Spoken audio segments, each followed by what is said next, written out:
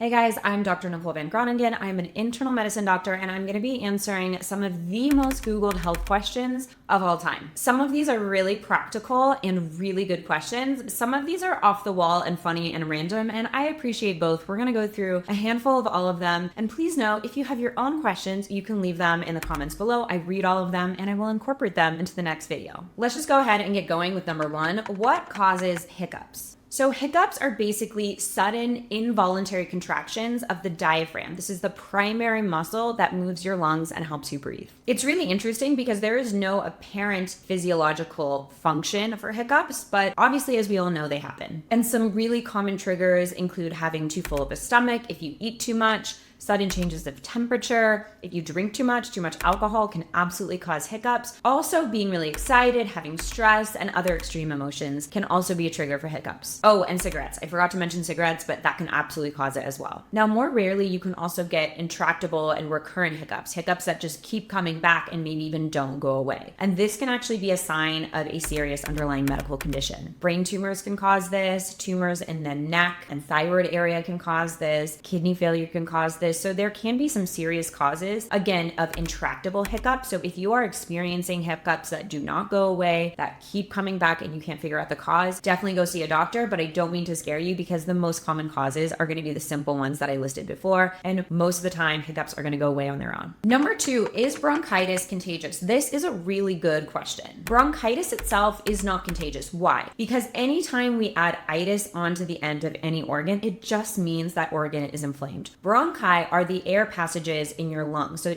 bronchitis just means that those air passages are inflamed. They can be inflamed for a variety of reasons. Some of those reasons are infectious, some of them are not. Now, the most common cause of infectious bronchitis is viruses. And as we all know, viruses are contagious. The most common causes of viral bronchitis are things that cause the common cold, like rhinoviruses, coronaviruses. You can also have bronchitis from influenza or RSV, respiratory syncytial virus. All of those viruses are contagious. And they are typically contagious for about a few days or a week, especially when you are coughing, sneezing, and spewing those viruses into the air. Related, I'm going to call this 2B, is pneumonia contagious? This was also incredibly highly Googled, and the answer is different. So there's many types of pneumonia. You can have bacterial pneumonia, viral pneumonia, fungal pneumonia. The most common are going to be viral and bacterial. Like we said with bronchitis, if it's a viral pneumonia, it can be highly contagious because viruses themselves are contagious. Now, bacterial pneumonia is a little bit different. It is usually caused by bacteria that are already living in your upper respiratory tract and get down deep into your lungs and cause inflammation and pneumonia. And oftentimes it can happen after a cold or flu when your immune defense mechanisms are down. And these types of pneumonia can be contagious, but they are not as easily spread as viruses, and so not as easily spread as something like a viral bronchitis or even a viral pneumonia. Number three, what can I do to stop snoring? And I'm going to guess that this is more likely to be asked by people who have to share a bed with the person snoring than the actual person snoring. This is a tough one, but I'm going to tell you some things that you can do. First of all, you have to know what snoring is caused by. It is caused by the turbulent flow of air through narrowed passageways that usually are not narrowed when you're awake. So when you're sleeping, your tongue and the muscles in your upper airway relax. And so the airways can actually be narrowed. And then again, this is causing turbulent flow of air and leading to snoring. And it's especially going to be true if you have a lot of tissue that is overlying these structures in the upper airway. So there's a couple things that you can try to do to decrease this. Number one is just changing your sleep position. So if you sleep on your side versus your back, you're going to have less compression of the upper airway and probably less snoring. The other thing you could do is just try raising the head of the bed because you're going to have less compression of the airways at 45 degrees versus flat. Other easy things, cut back on alcohol. It's probably well known at this point that the more you drink, the more you're going to snore. 2, reduce nasal congestion. So treat colds, treat allergies, make sure that your nasal passages are nice and opened. And then losing weight will help. Like I alluded, having extra tissue and weight around your upper airway will make it worse. I am not saying this is easy. It is far easier said than done, but it is one of the evidence-based treatments. And lastly, there are snoring devices that exist. They're going to be most advanced for people who have OSA. This is obstructive sleep apnea. If you think think you may have OSA, please go see a doctor. Some common signs are feeling really fatigued during the day, snoring loudly, obviously. If anyone has actually observed you stopping breathing while you're sleeping, that can be a sign too. And also having high blood pressure, that's really hard to control with medications, can be a sign that you're dealing with OSA as well. So if you think that you may need to get evaluated for this, the only way to see is doing a sleep study, and a doctor has to order this. So please go see a doctor if you're worried about it. Number 4, this is a good one. How much water should I drink in a day? This got over 100,000 monthly searches on Google. So the whole 8 glasses of water a day is a little bit outdated. It's not meant for everyone. It's much more personalized than that, and every person is different. Every activity level is different. Number 1, I would say always follow your thirst cues. We forget that thirst is a really important signal from our body, and we tend to ignore it a lot if we're busy, if we're doing other things. I like to just always have a water bottle on me because it's really important when you're thirsty to drink water, because that is the first sign that your body actually needs hydration. Now, if you want a more specific number, what we generally say is anywhere between a half to 1 ounce per pound of body weight per day. And if you are active, if you're sweating, if you are outside in the sun, please go more towards 1 ounce versus half an ounce per pound of body weight per day. Number 5 is a great question, but it is so broad. It's why am I so tired? That's literally the Google search. So many things can cause fatigue. Some of the most common issues are going to be things like anemia, thyroid problems, depression, and other mental health issues, as well as infections. Now, there are serious medical problems that can cause fatigue as well. And if you Google this, you're going to see things like cancer and heart failure. The most important thing that I can recommend if you are really genuinely dealing with fatigue is to see a doctor. Obviously, if you're not getting enough sleep, that's probably the answer. But if you are getting what you think should be a decent number of hours and decent quality and you still feel so fatigued, I highly recommend going to see a doctor about it. They know the questions to ask. Based on that, they know what tests to order, and they will help you get to the bottom of it. Next up, another really good question: how long does the flu last? So most uncomplicated infections will last about 5 days, but symptoms can still linger after this, especially cough. Most people don't know this, but a post-viral cough can actually last up to 6 weeks. I know personally, I dealt with this recently and it sucked. A lot of people will come into the clinic thinking that, oh my God, my cough has lasted like a month after I got sick. I must have a bacterial infection. Maybe, but more likely it is just still the lingering cough from the virus, this post-viral cough, which unfortunately can last a really long time. The last 2 are a little bit more fun, but things that people always wonder, I swear. Will cracking your knuckles give you arthritis?